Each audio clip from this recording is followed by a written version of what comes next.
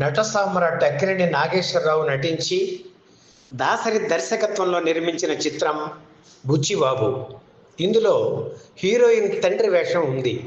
సూర్యకాంతమ్మ భర్త పాత్ర అది. అక్కినేనికి నటుడు ధూళిపాళ అంటే ఇష్టం.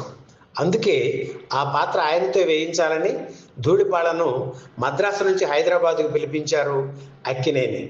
ఈ విషయం తెలియని దర్శకుడు దాసరి నటుడు రావికొండలరావును ఆ పాత్ర కోసం పిలిపించారు.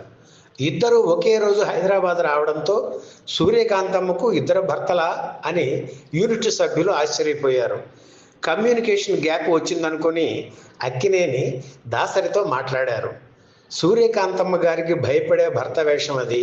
భార్య ముందు నోరెత్తి మాట్లాడలేడు. ధూళిపాళ గారిది గంభీరమైన స్వరం, మంచి పర్సనాలిటీ. ఆ పాత్రకు రావికొండలరావు సరిపోతారు, అందుకే ఆయన్ని పిలిపించాను అని చెప్పారు దాసరి. ఆయన మాటతో ఏకీభవించిన అక్కినేని ధూళిపాళకు జరిగిన విషయం వివరించి సారీ చెప్పారు.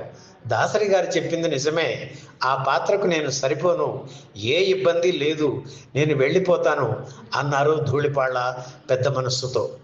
ఆ రోజే ఆయన మద్రాసు తిరిగి వెళ్ళిపోయారు. అలా ఆ వేషం రావికొండలరావుకు దక్కింది.